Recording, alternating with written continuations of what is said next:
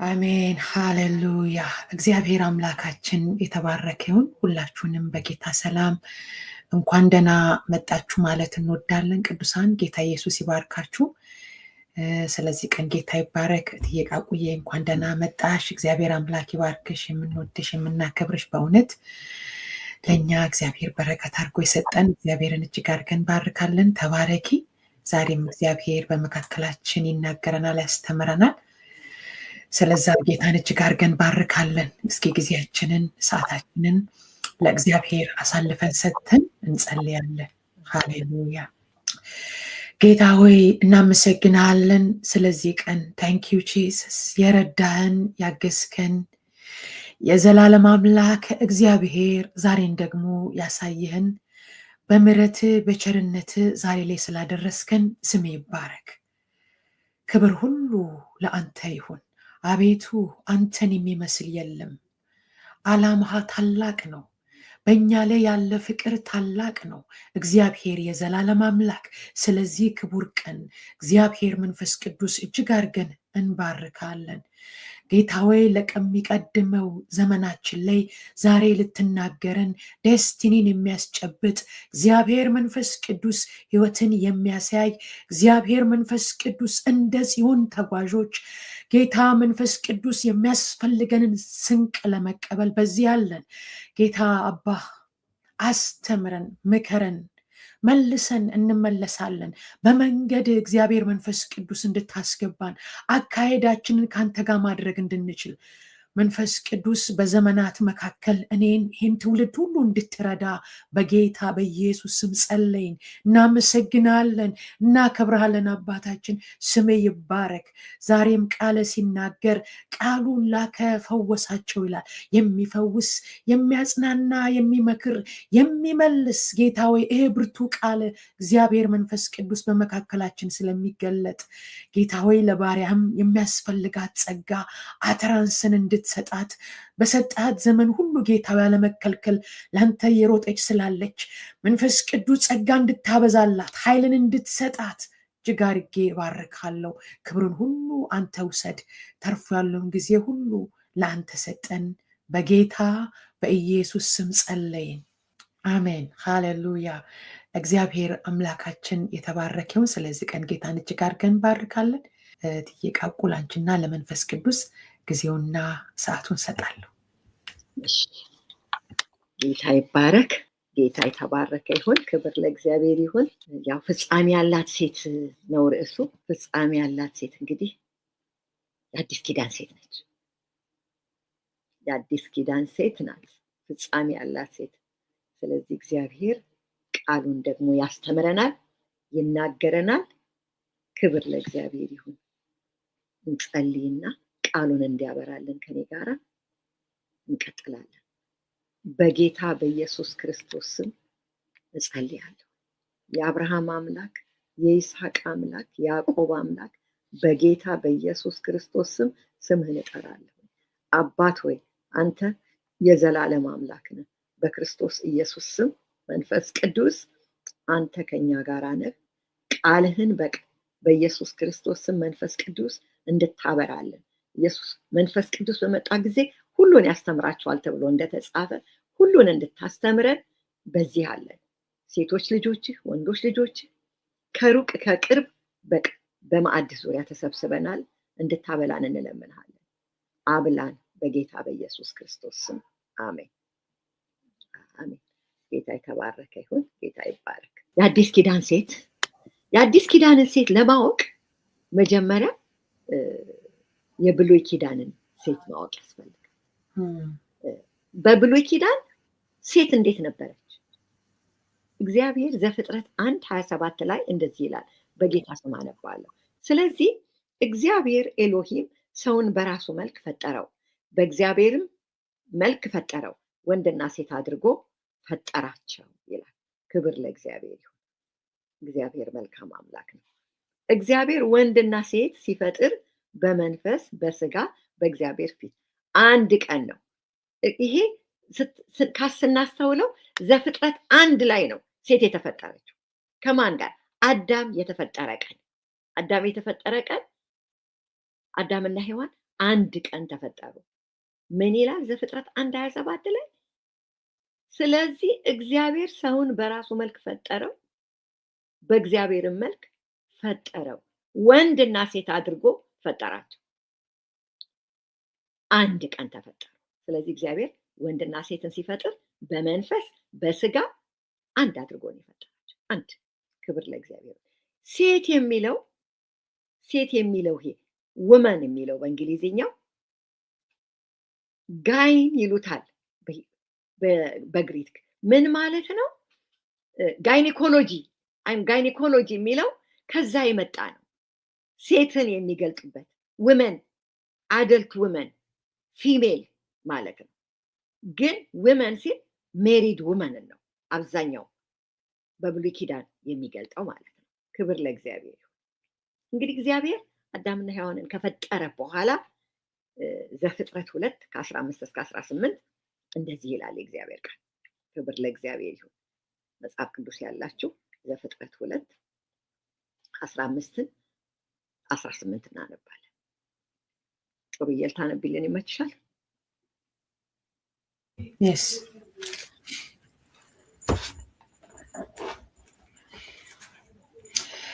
ከ15 ጀምሯል። 2:15 ከ18 ኦኬ።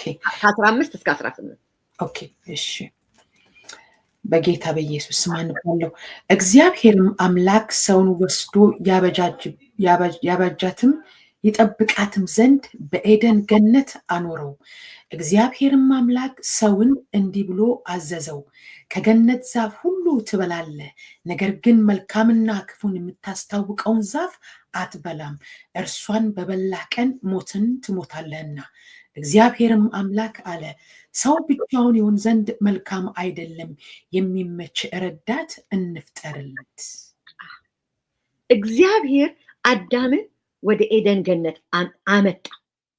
ካመጣው በኋላ በውጭ ፈጠረው፣ ወደ ኤደን ገነት አመጣው። ካመጣው በኋላ ከማንኛውም ዛፍ ፍሬ ትበላለህ፣ ነገር ግን መልካምና ክፉን ከሚያሳውቀው ዛፍ አትብላ፣ ከእርሱ በበላ ቀን ግን ትሞታለህ አለው። ይህን ትእዛዝ ከሰጠው በኋላ እግዚአብሔር አዳምን በፍጥረት ላይ እንስሳቱን ሁሉ በፊቱ እያሳለፈ ስም አውጣለው፣ ፕሮጀክት ሰጠው፣ ስራ ሰጠው።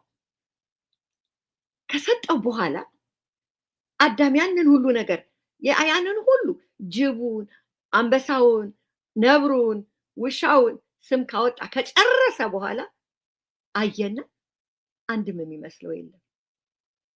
አዳም ደከመበት ልበል፣ የሆነ ነገር ግን አንብቧል አዳም ውስጥ እና የሚስማማው ረዳት እንፍጠርለት አለ እግዚአብሔር። የሚስማማው ረዳት አበጅለታለሁ አለ እግዚአብሔር ማለት ነው። ክብር ለእግዚአብሔር ይሁን። እንግዲህ እግዚአብሔር ለየት ያለ ትእዛዝ ሰጥቶታል። ከማንኛውም ዛፍ ፍሬ ትበላለህ፣ ነገር ግን መልካምና ክፉን የማትበላ ዛፍ አትብላ፣ ከእርሱ በበላህ ቀን ትሞታለህ። ይሄንን ካለው በኋላ ነው እግዚአብሔር የምትመች ረዳት እንፍጠርለት ብሎ እቅድ ያመጣው። ጌታ የተባረከ ይሁን። ዘፍጥረት 2:21 ላይ ምን ይላል? ይሁን እንጂ ለአዳም ተስማሚ ረዳት አልተገኘለትም ነበር። ከረንትሊ የነበሩት የተፈጠሩ ፍጥረታት ነበሩ። አንበሳ ነበር፣ አህያ ነበር። ከነበረው ፍጥረት አየና ለአዳም ተስማሚ የሆነበት አልተገኘለትም። ስለዚህ ነው በምስሉ እግዚአብሔርን የምትመስል አዳምን የምትመስል ረዳት የተፈለገችለት። ምን ይላል? እግዚአብሔር 21 ላይ አምላክም በአዳም ላይ ከባድ እንቅልፍ ጣለበት፣ አንቀላፍቶም ሳለ ከጎድኑ አንዲት አጥንት ወስዶ ስፍራውን በስጋ ሞላው። እግዚአብሔር አምላክ ከአዳም የወሰዳትን አጥንት ሴት አድርጎ ሰራት፣ ወደ አዳምም አመጣት። ክብር ለእግዚአብሔር። ለአዳም የምትመች ረዳት እግዚአብሔር ወደ ምድር አመጣ። የፍጥረት መጀመሪያ ረዳት ማለት አንዳንድ ጊዜ አንዳንድ እህቶች የበታችነት አይነት ነገር የሚሰማቸዋል። ዳዊት ግን መዝሙረ ዳዊት 75 ላይ ምን ይላል? እኔ ግን ምስኪን ነኝና ችግረኛ ነኝ፣ አምላክ ሆይ ፈጥነህ ድረስልኝ፣ ረዳቴም ታዳጌም አንተ ነህና እግዚአብሔር ሆይ አትዘግይ። እግዚአብሔርን ዳዊት ምን ይለዋል? ረዳቴ ይለዋል። ረዳት ማለት የማነስ ምልክት ሳይሆን የዛኛው ወገን ደካማ መሆን ምልክት ነው። እግዚአብሔር ረዳት የምንለው ደካማ ስለሆነን ነው። እርዳታ የሚያስፈልገው ሰው ደካማ ጎን አለው ማለት ነው። ረዳት ማለት ደግሞ ያን ደካማውን ኤሪያ የሚሸፍን ማለት ነው። ክብር ለእግዚአብሔር ይሁን። እንዲህ ነው እግዚአብሔር ሴትን ሲፈጥር የፈጠረው። በብሉይ ኪዳን ግን በአይሁድ በሮማውያን በነበረው በቶራው ላይ ግን የነበረው ሕግ እንደዚህ ግን አልነበረም። የአይሁድ ራባዮች ቶራውን ሴቶች አያስተምሩም ነው የሚሉ። አንድ የጂውሽ ታልሙድ ቶራውን ለአንዲት ሴት ከምታስተምር አቃጥለው ነው የሚሉ። አቃጥለው እንዳታስተምራል ከምታስተምራል አቃጥለው። በብሉይ ኪዳን በቶራው ላይ አንዲት ሴት ሳንቲም ለአንድ ራባይ ስትሰጥ እጇን ከነካው ረክሷል፣ ንስሐ መግባት አለበት። የሴት እጅ ስለነካው ረክሷል ይላል ቶራ። ሳንቲም ከእጇ ሲቀበል ከነካው አይፈቀድም፣ ንስሐ መግባት አለበት። ቶራውን እንድትነካ አይፈቀድላት። በብሉይ ኪዳን አንድ ወንጀል ሲፈጠር በአንድ አካባቢ ምስክር ሲፈለግ ስንት ወንድ አለ ነው የሚባል። ሴት ካለች ምስክርነት አትጠራ። ይሄ ቶራው የሚያዘው ነው። ሴት ለምስክርነት አትበቃም። በቂ ምስክር አይደለች።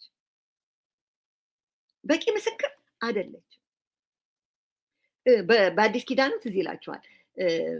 አንድ ቦታ ማቴዎስ ላይ ነው ወንዶችና ሴቶች ሳይቆጠሩ 5,000 ነበሩ ይላል። በህዝብ ቆጠራ ህዝብ ሲቆጠር ሰው ሲቆጠር ሴት አትቆጠር። በብሉይ ኪዳን ቶራው ባል በፈለገው ምክንያት ዛሬ አላማርሽኝም ከቤቴ ሂጂ ብሎ ማባረር ይችላል። ንብረት ነበረች ማለት አሁን እኔ አጠገቤ ስልክ አለ፣ ብፈልግ ጥለዋለሁ፣ ብፈልግ አነሳዋለሁ፣ ብፈልግ ቻርጅ አደርገዋለሁ፣ ብፈልግ ቻርጅ አላደርገውም፣ ስፈልግ አጠፋዋለሁ። ንብረቴ ነው፣ የኔ ነው። እንደሱ ነበረች ሴት። ንብረት ነበረች ሴት፣ የወንድ ንብረት ነበረች። ዝሙት ትዝ ይላችኋል። ጌታ ኢየሱስ ክርስቶስ ጋር ዝሙት ሰርተው ሲያመጧቸው እሷ ናት የመጣችው። ተወግራ ትገደል ስለሚል ሴት ናት የመጣችው። ተወግራ የምትገደለው ሴት ነች። ዝሙት የሰሩት አብረው ሆኖ ግን ለግድያ ለቅጣት የምትቀርበው ሴት ናት። ቶራው የሚለው ጌታ ኢየሱስ ክርስቶስ ግን ሃሌሉያ ይሄንን ሕግ በብሉይ ኪዳን የነበረውን ሕግ እሱ በመስቀል ላይ ሲሰቀል ተቀደደ። የቤተ መቅደስ መጋረጃ ሲቀደድ ተቀደደ። ሴት ብሎ ቶራው ሴት ብሎ ራባዩ ቢጠራ ንስሐ መግባት አለበት፣ ሴት የሚለውን ቃል ስለተጠቀመ። ጌታ ኢየሱስ ክርስቶስ መጣና ግን በአዲስ ኪዳን ዮሐንስ 8 ከ3-5 ጥሩ እየታነብልን ዮሐንስ ወንጌል 3-3-5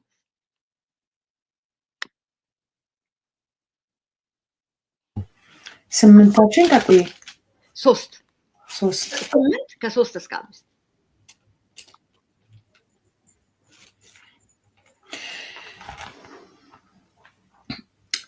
ኢየሱስም መልሶ እውነት እውነት እልሃለሁ ሰው ይሄኛው ነው አይደለም ዮሐንስ ወንጌል 8 ኦኬ እሺ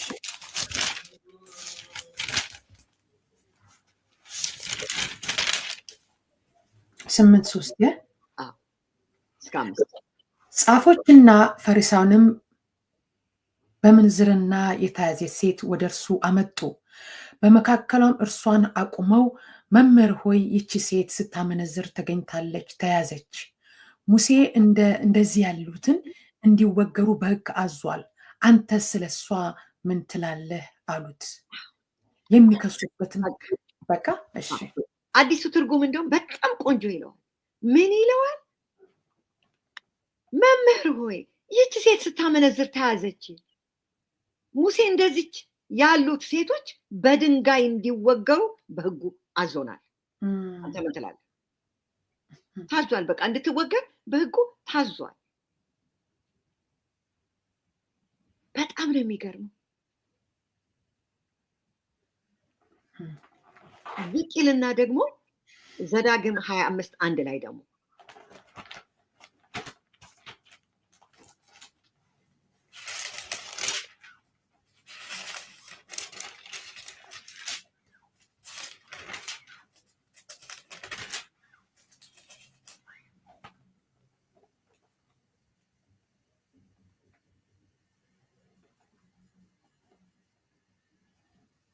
ላንብብልሽ? በሰዎችም መካከል ጠብ ቢሆን ይሄ ነው አይደለ? አይደለም። ዘዳግም 25:1 ቁጥር 1 ይሄ ነው 25:1 ይሄ ነው ግን። እሺ አንብቢ። በሰዎች ምናልባት አዲሱን ትርጉም ስላይሽ ይሆናል። በሰዎችም መካከል ጠብ ቢሆን ወደ ፍርድ ቢመጣ ፈራጆችም ቢፈርዱባቸው ጻድቁ ደህና ነህ የበደለውንም በደለኛ ነህ ይሉታል። 11 ሊሆን ይችላል። ተይው፣ እኔ በአዲስ ትርጉም ላንብበው።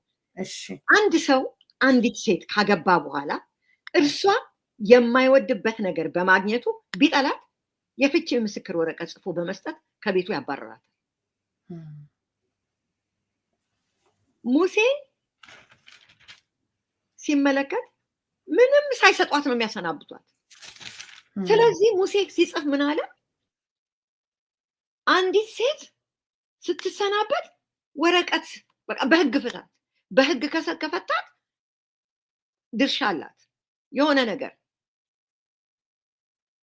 ሙሴ ይሄንን እስኪጽፍ ግን ውጪ አላማርሽኝም፣ ዛሬ አላማርሽኝም ካላት ያባረራት ይችላል። የብሉይ ኪዳን ሴት ይቺ ነበረች።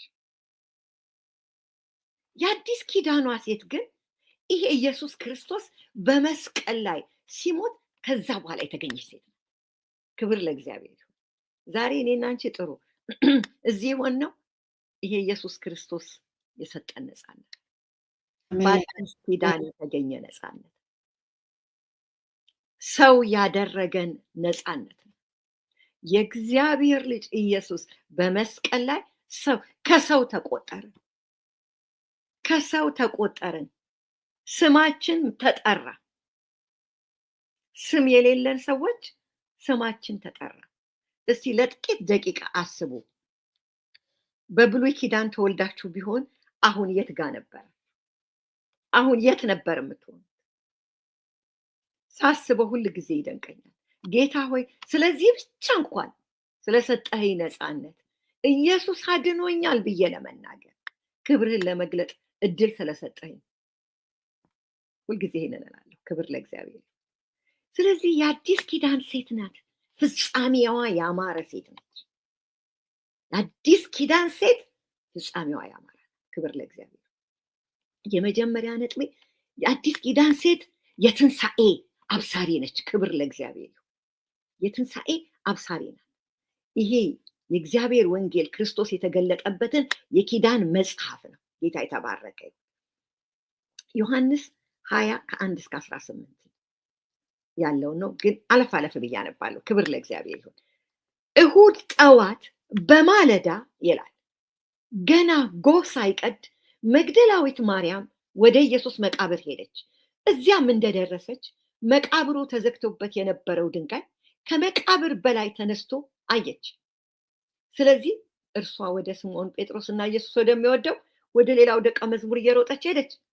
ጌታን ከመቃብር አውጥተውት ወስደውታል።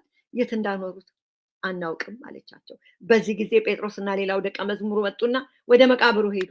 ሁለቱም አብረው ይሮጡ ነበር። ነገር ግን ሌላው ደቀ መዝሙር ከጴጥሮስ ይበልጥ ፈጥኖ ሮጠና ቀድሞ ወደ መቃብሩ ደረሰ። ጎንበስ ብሎ ወደ መቃብሩ ቢመለከት የከፈኑ ጨርቅ እዚያ ተቀምጦ አየ። ነገር ግን ወደ ውስጥ አልገባም። ስምዖን ጴጥሮስ ተከትሎት መጣና ወደ መቃብር ውስጥ ገባ። እርሱም የከፈኑን ጨርቅ እዚያ ተቀምጦ አየ። የኢየሱስ ራስ ተጠምጥሞ የነበረበት ጨርቅ ከከፈኑ ጨርቅ ጋር ሳይሆን ለብቻው በሌላ ስፍራ ተጠቅልሎ እንደተቀመጠ አየ። ቀጥሎም ያ ቀድሞ የደረሰው ደቀ መዝሙር ወደ መቃብር ውስጥ ገብቶ አየና አመነ። ከሞት መነሳት ይገባዋል የሚለውን የቅዱሱን መጽሐፍ ቃል ገና አልተገነዘቡም ነበር። ከዚህ በኋላ ሁለቱም ደቀ መዛሙርት ተመልሰው ወደ ቤታቸው ሄዱ። ማርያም መቅደላዊት ግን እያለቀሰች ከመቃብር ውስጥ በውስጠ ውጭ ቆማ ነበር። እያለቀሰች ጎንበስ ብላ ወደ መቃብር ውስጥ ተመለከተች። ክብር ለእግዚአብሔር ይሁን። ማርያም መታወቂያ አላት። ሁሉም ማቴዎስም ማርቆስም ሉቃስም የሚሏት ቃል አለ። 7 አጋንንት የወጣላት ማርያም፣ የማርያም መለያዋ አይደንቲቲዋ 7 አጋንንት የወጣላት ነው። እስቲ እኔ አሁን ጥሩን ሳስተዋውቅ 7 አጋንንት የወጣላት ፓስተር ጥሩ ብላችሁ ፓስተር ጥሩ ምን ይሰማታል? እናንተስ ድንግጥ አትሉ? ማርያም መቅደላዊት በሱ መታወቂያዋ ነው። አድቮኬት ስታደርጓት ታያቱ። እንደውም ያላትን አጋንንት ከወጣላት በኋላ ያላትን ሁሉ ትታ ተከተለች። መጨረሻ ላይ ከነ ዮሐና ጋር ከነ ሶስና ጋር ከነ ማርያም ጋር የፊት ማርያም እንደውም እነሱ አሉ። መቃብሩ ላይ ግን ፊት የምትታየው ግን እሷ ነው። ማን? የትኛዋ? በ7 አጋንንት የወጣላት መጣች ወደ መቃብሩ። አሁን ደግሞ ሄዳ ወደሚወዳቸው ሄዳ ተናግራ መታዋዩት። ካዩ በኋላ ግን አይ ያሉ በቃ ወስደውታል ብለው ወደ ቤታቸው ተመለሱ። ተስፋ የሚያስቆርጥ ነው የሰማችው። ሺ ኬፕት ኦን ክራይንግ። መቃብር ላይ ቆማ ተመልሳ መቃብሩ ላይ ለቅሶ እንደገና ታለቅስ ነበረ። እያለቀሰች እንደገና ወደ መቃብር። እሷ የምትፈልገው ኢየሱስን ነው። የቱ? ያ 7 አጋንንት ያላቃቃስን። ከሱ ተለይታ መኖር አትችልም። ከሱ ጋር ባልነበረችበት ዓመታት ዘመናት የነበረችበትን እስሯን ታውቀዋለች። በጣም ነው የሚገርመው። መቃብሩን ሙጥኝ አለች። መቃብሩን ሙጥኝ። ታለቅሳለች። በመቃብር ቆማ ታለቅሳለች። ኢየሱስ አስከሬን በነበረበት ስፍራ ነጭ ልብስ የለበሱ 2 መላእክት አንዱ በራስጌ አንዱ በግርጌ ተቀምጠው አየች። እነርሱም ማርያምን አንቺ ሴት ለምን ታለቅሻለሽ አሏት። ዞር ብላ ጌታዬን ወስደውታል፣ የት እንዳደረጉት አላውቅም አለች። ኢሶላ ባውቲም እኔ ማለቅሰው እኔ እዚህ ቆሜ ማለቅሰው እሱን ነው የምፈልገው። የት ወሰዱት? ማን ወሰደው? በቃ ጌታዬን ወስደውታል፣ የት ወሰዱት? ይህን ብላ ወደ ኋላዋ ዞር ስትል ኢየሱስን ቆሞ አየችው። ኢየሱስ መሆኑን ግን አላወቀችው። ኢየሱስ አንቺ ሴት ስለምን ታለቅሻለሽ? ማንንስ ትፈልጊያለሽ አላት። አትክልተኛው መስሏት ጌታ ሆይ አንተ ወስደህ እንደሆነ የት እንዳደረከው እባክህ ንገረኝ፣ እኔ ወስደዋለሁ አለችው። ምን አይነት የፍቅር ቋንቋ ነው? ምን አይነት ፍቅር ነው ለጌታ የምታሳየች ሴት? ኢየሱስም ማርያም አላት። ኢየሱስ ማርያም አላት። ረቡኒ አወቀችው። ድምፁን ማርያም ሲላት አወቀችው። መምህር ማለት ነው። ገና ወደ አባቴ አላረኩምና አትንኪኝ። ሚኒንግ ኢየሱስ ክርስቶስ ሳያርግ የመገለጥ ፕሮግራም እግዚአብሔር አብ ወልድ መንፈስ ቅዱስ አልነበራቸው። የአንዲት ሴት እንባ ግን አጋንንት የወጣላት የአንዲት ሴት እንባ ግን ኦሪጂናል የሆነውን የእግዚአብሔርን ሐሳብ ከማረጉ በፊት ጌታ ኢየሱስ ክርስቶስ አገኘችው። አትንኪው ሂጂና አለ። ሂጂና ለወንድሞቼ ለአምላኬና አምላካችሁ አርጋለሁ እሄዳለሁ ብለሽ ንገሪያቸው። ወደ አምላኬና ወደ አምላካችሁ፣ ወደ አባቴና ወደ አባታችሁ አርጋለሁ ብሏል ብለሽ ንገሪያቸው። በጣም የሚገርመው ሄደች። ማን? 7 አጋንንት የወጣላት ማርያም መቅደላዊት ሴት፣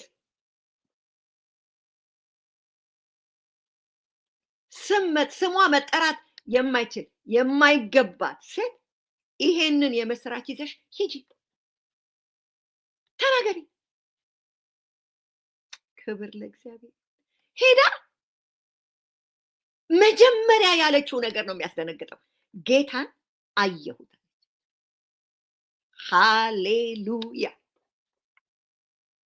ጌታ መጣ። ወደ ተጠላች በብሉይ ኪዳን ወደ ተረገመች ሴት መጣ። ወደ ተረገመች ሴት በብሉይ ኪዳን ስሟ መጠራት ወደማይገባ ቶራውን መንካት የማትነካ የማይገባት ሴት ዛሬ የጌታ ኢየሱስ ክርስቶስን ትንሣኤ ሂጂና ተነስቻለሁ ንገሪያቸው። አቤት ጌታ ኢየሱስ ክርስቶስ ወደሚወደው ዮሐንስ አይደለም ሄደው 7 አጋንንት ወደ ወጣላት። ታሪኳ ተለወጠ።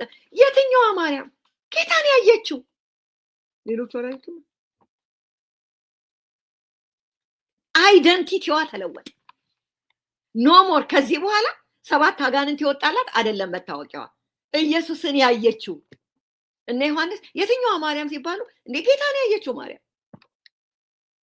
አይደንቲቲያችንን የለወጠ፣ ስማችንን የለወጠ ወገኖቼ፣ ጌታ ኢየሱስ ክርስቶስ በመስቀል ላይ ባይሞት ኖሮ የኔና የናንተ ስም ምን ይሆን ነበር?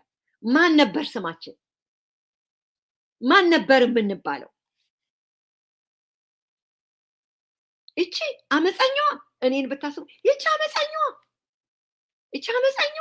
ያቶ ከሌ ልጅ ይሆናል የምባለው፣ ግን አለኝ ቅጽል ስም ይኖረኝ ነበር። ልክ እንደ ማርያም መታወቂያ የሆነ አይደንቲቲያችንን የለወጠ፣ ስማችንን በስሙ የለወጠ፣ ስማችንን በመስቀል ላይ የለወጠው ይሄ ክርስቶስ ኢየሱስ ነው። ክብር ለእግዚአብሔር። ፍጻሜ ያላት ሴት የአዲስ ኪዳን ሴት ነች። የአዲስ ኪዳን ሴት ነች። ክብር ለእግዚአብሔር። ዛሬ ጌታ ኢየሱስ ክርስቶስ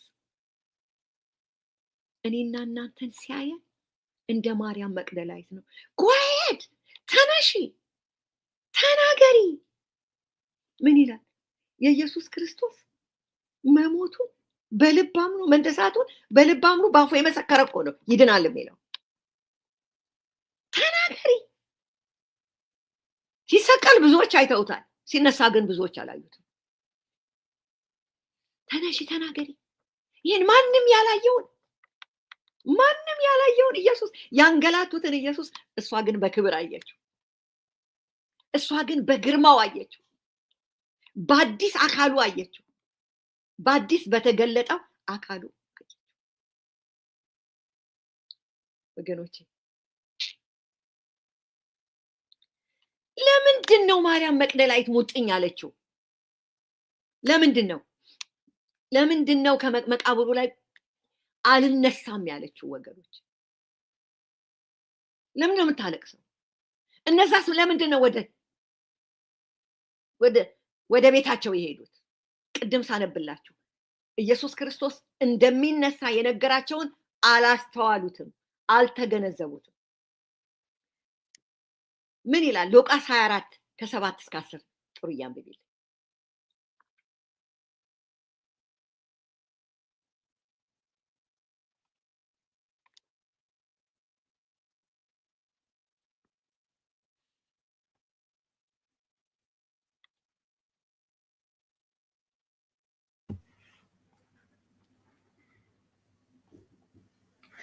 የሰው ልጅ በኃጢአተኞች እጅ አልፎ ሊሰጥና ሊሰቀል በሶስተኛውም ቀን ሊነሳ ግድ ነው እያለ ገና በገሊላ ሳለ ለእናንተ እንደተናገረ አስቡ። ቃሎቹንም አሰቡ። ከመቃብሩም ተመልሰው ይህንን ሁሉ ለ12ቱና ለሌሎች ሁሉ ነገሯቸው። ይህንንም ለሐዋርያት የነገሯቸው መግደላዊት ማርያምና ዮና፣ ያዕቆብ እናት ማርያምም ከነርሱም ጋር የነበሩት ሌሎች ሴቶች ነበሩ። ሴቶችም ይላል ቁጥር 8 የኢየሱስን ቃል አስታወሱ። ይሄ ነው መቃብር ላይ ያቆማቸው። ይሄ ነው ጌታ ኢየሱስ ክርስቶስን ወስደውታል ብለው ወንዶቹ ሲሄዱ ያቆማቸው። ወገኖቼ ዛሬም እኛ ነን። ክብር ለእግዚአብሔር ይሁን። ዝቅ ብዬ ደግሞ ዮሐንስ 20:8-10 ላንብብላችሁ። ቀጥሎም ያ ቀድሞ የደረሰው ደቀ መዝሙር ወደ መቃብር ውስጥ ገብቶ አየና አመነ። ከሞት መነሳት ይገባዋል የሚለውን የቅዱሱን መጽሐፍ ቃል ገና አልተገነዘቡም ነበር። ወንዶቹ ጋር መገንዘብ አልነበረም፣ ማስታወስ አልነበረም። ሴቶቹ ከመቃብሩ ጋር ሙጥኝ ያሉት ኢየሱስ ክርስቶስን የኢየሱስን ቃል አስታወሱ። ወገኖች እኔና እናንተ እኮ መንፈስ ቅዱስ በወረደበት ዘመን ላይ ነን ያለነው። እሱ ክርስቶስ ኢየሱስ የነገረንን በሚያስታውሰን ዘመን ላይ ነን ያለነው። ክብር ለእግዚአብሔር ይሁን። እነዚህ ሴቶች መንፈስ ቅዱስ ባልወረደበት ዘመን የነበሩ ናቸው፣ ግን አልረሱም። ምን? የኢየሱስን ቃል አስታወሱ። እነሳለሁ ያለውን፣ ከሞት መነሳት ይገባዋል፣ የሰው ልጅ በሶስተኛው ቀን ከሞት ይነሳል የሚለውን ቃል አስታወሱ። ደስ አይልም? ሴትነቴን ወደድኩት፣ ለካ ፍጻሜ ያማረ ነው። ዛሬ ስዘምር ነበር ይህን ቃል እያጠናሁኝ። አንድ መዝሙር፣ የህይወቴ ታሪክ ደራሲው አንተ ነህ፣ ታራቂው እኔ ነኝ አለች ሊሊ። እንተርክለታለን። ታሪካችንን የለወጠው፣ ስማችንን የለወጠው የአዲስ ኪዳን ሴት፣ 7 አጋንንት የወጣላት አይደለም፣ የአዲስ ኪዳን ሴት በሚል ለወጠው ጌታ። የትንሣኤ አብሳሪ ያደረገን፣ ትንሣኤ ተናጋሪ ያደረገ። ክብር ለእግዚአብሔር። ጠራት፣ ማርያም አላት። አያውቀውም አጋንንት እንደወጣላት የለውም። አሁን ትንሣኤ ልታበስር ፊቱ የቆመች ሴት ነች። መታወቂያዋ መሄድ፣ ትንሣኤን መነገር። ኢየሱስ ክርስቶስ ተነስቷል። አንድ ቀን ፊት ለፊት አየዋለሁ። ማርያም መቅደላዊት ያየችውን ኢየሱስን እኔም አየዋለሁ፣ እናንተም ታዩታላችሁ። ክብር ለእግዚአብሔር። ይሄ የምንወደውን የምንናፍቀውን የሞተልንን ከሰው እኩል ያደረገንን፣ ከሰው እኩል አደረገን። በቃ